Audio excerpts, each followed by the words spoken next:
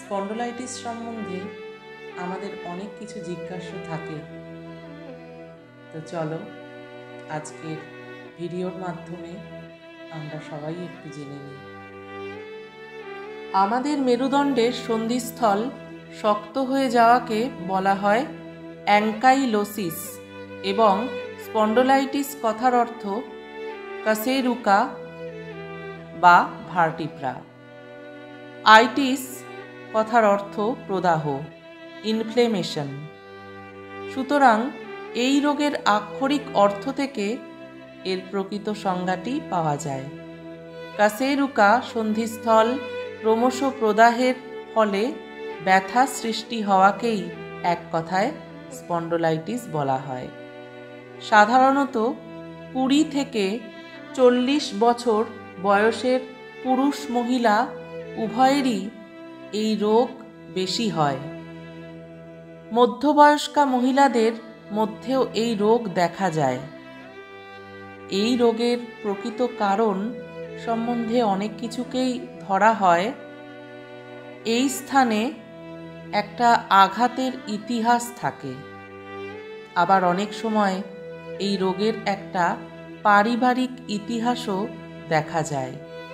ক্রমাগত ফ্লোরিন এর বিষক্রিয়ার ফলেও এই রোগ হয়। বেশিরভাগ ক্ষেত্রেই ঘাড়ে এবং কটি দেশে স্পন্ডোলাইটিস হয়ে থাকে। বর্তমানে ডাক্তারি শাস্ত্র মতে বলা হয় ইন্টারভার্টিক্যাল ডিস্কের প্রদাহের জন্য ওই স্থানে ক্ষতের ফলে গ্র্যানুলেশন টিস্যুর সৃষ্টি হয়। সাধারণত ভার্টিব্রার সম্মুখ কোলেই এই গ্র্যানুলেশন টিস্যু জমা হয় এবং পরে ফাইব্রোসিস থেকে অসিফিকেশন হয়। তার ফলে ইন্টারভার্টিব্রাল ডিস্ক এর মধ্যবর্তী স্থান কমে যায় এবং স্নায়ুসূত্রের নার্ভ ফাইবারের ওপর চাপ পড়ায় ওই স্থানে ব্যথা সৃষ্টি হয়। আবার ইন্টারভার্টিক্যাল ডিস্কের চারপাশে যে সকল অস্থিবন্ধনী ও পেশি থাকে তারাও শক্ত স্টাফ হয়ে যায়। সেই কারণেই রোগীর এই লক্ষণগুলি ক্রমশ প্রকাশ পায়। প্রথম অবস্থায় রোগী বেশ কিছুদিন যাবৎ ঘাড়ে অথবা কটি দেশে অল্প ব্যথা অনুভব করে। সাধারণত এই ব্যথা সকালের দিকে ঘুম থেকে ওঠার পর চলাফেরা করার সময় বেশি হয়। রোগ যত পুরনো হয় ততই বিভিন্ন সন্ধিস্থল জয়েন্টে আক্রান্ত হয়, যেমন স্যাক্রোলিয়াক, স্পাইনাল, হিপ, কস্টাল এবং শোল্ডার সন্ধি, এবং মেরুদণ্ড ও অন্যান্য সন্ধিস্থলগুলি ক্রমশ শক্ত হয়ে যায়। বহুদিন রোগভোগের দরুন মেরুদণ্ডে বাঁক ধরে এবং রোগী কুঁজো হয়ে যায় এবং সামনের দিকে তাকাতে পারে না। কস্টোভার্টিব্রাল জয়েন্ট সন্ধিস্থলে ব্যথার জন্য রোগীর শ্বাসক্রিয়া চালাতে কষ্ট হয়। এই রোগীদের অনেক সময় আলসারেটিভ কোলাইটিস হতে দেখা যায়। মেয়েদের ক্ষেত্রে বেশি হয়। এই রোগে 30-40% রোগীর চোখের রোগের সম্ভাবনা ডাক্তারি পরীক্ষায় দেখা যায়।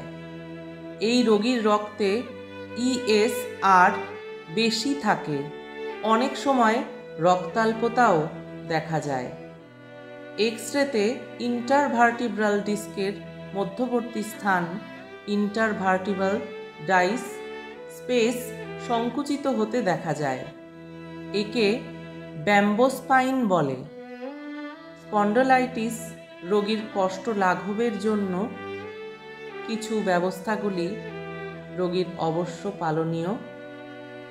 প্রথমত, রোগী সবসময় সোজা হয়ে ইরেক্ট পশ্চারে সব কিছু কাজ করবে এবং মেরুদণ্ডের ওপর প্রভাব বিস্তার করে এমন যৌগিক ব্যায়াম অতি অবশ্যই অভ্যাস করবে।